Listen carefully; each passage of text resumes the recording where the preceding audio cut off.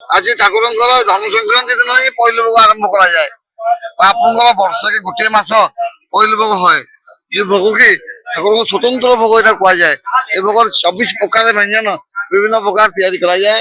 ठाकुर को प्रात काल में माँ भोग करती कह जाए। और चशुदा माँ भोग दी ठाकुर को आप्यायित कर विभिन्न प्रकार पिठापणा है। बिरी झील मिठार नाड़ी सब विभिन्न प्रकार पिठापणा कर नीति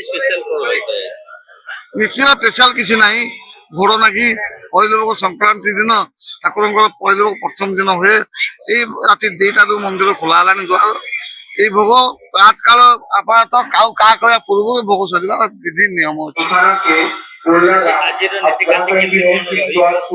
बर्तमान सकाल धूप सरी सारा या भोग मंडप उठो।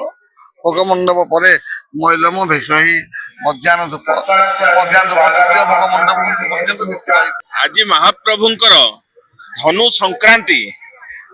संक्रांति अवसर में श्रीक्षेत्र में श्रीमंदिर में पहली भोगर अयमारंभ होता है आज दिन ठारू एवं रात्रि 2:10 समय द्वार फिटा नीति होकर महाप्रभुंकर मंगल आरती मैलम तड़प लगी अवकाश इत्यादि कार्य समापन पर यथेष्ट पूर्व रोषहोम जिते मंगल आरती महाप्रभुंकर रोषहोम सेपटे रोषशाला गव्य घृतरे प्रस्तुत होती गहम एवं बिरी रे अनेक प्रकार पिठा सामग्री प्रायतः 28 प्रकार कहुए।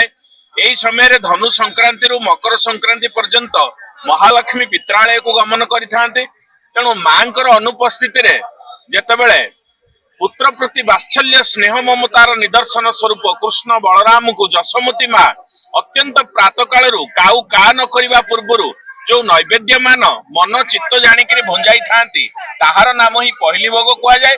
तेणु से पहली भोग 28 प्रकार पिठा जोटा कह जाए कंटेई मुगेई नली चूड़ा पुआ चढ़ई नेदा बड़ झिली सान झिली काकतुआ हंस केली यही अनेक प्रकार भोग नैवेद्य ता सहित विभिन्न प्रकार छणा होइथिबा चूड़ा भजा इत्यादि जहाँकि शीत दिन में पाटी को अत्यंत स्वाद लगी थाए। तेणु महाप्रभु होउचंती भोजन रसिक कालिया ठाकुर। तेणु तांको पाखरे काहे केउ अनादि कालरु विभिन्न प्रकार चव्य चष्य लेह पेय चारि जातिर भोग महाप्रभु भुंजी थांती। तन्मध्यरु पहली भोग अन्यतम। ये पहली भोग साधारणतः एते प्रातः कालरु होई थाए जे भोग मारा ही जाई थाए काउ का करिवा बेलको भोग मारा ही जाई थाए। तेणु अति प्रत्युषरे समस्त सेवायत माने शीत को खातिर न करिकरी महाप्रभुंकर रोषशाला रे ए पाक द्रव्य मान प्रस्तुत करिकरी गोपाल बल्लभ समय महाप्रभुंकर पहली भोग छेक आसिकरी समर्पित होता है श्रीचामुरे एवं से पहली भोग आज सठिक समय आज बाहरी प्रायतः 7टा समय आज पहली भोग महाप्रभुंकर बढ़िकी बाहर को बाहरी एथिरे दरसुआ बड़ी झिली हंस केली मुगेई कंटेई नली छतु चढ़ई नेदा बड़ झिली सान झिली एंडुरी एमती अनेक प्रकार सुस्वादु व्यंजन जहाँकि आनंद बजार में भक्त मान को प्राप्ति होई न थाए। यह भोग हो सारा पर सेवक मान को खेई आकार में मिलता है एवं विभिन्न प्रकार सब क्षेत्र जो देवादेवी माने अछंती ठाकुराणी माने अछंती तांको पई समर्पण होबाकू जाई थाए। जहाँ कहले मध्य एही दिवस मानकर एही मासे मध्य रे जेते भोग उठे को पहली भोग बोली कह जाए एवं ए समय रे गोटे स्वतंत्र मूला रायता मध्य प्रस्तुत कराई आनंद बजार रे बिक्री करा जाई थाए। दही पड़िकी गोटे होता है स्वतंत्र भोग। तेणु ये पहली भोग अनन्य महाप्रभुंकर।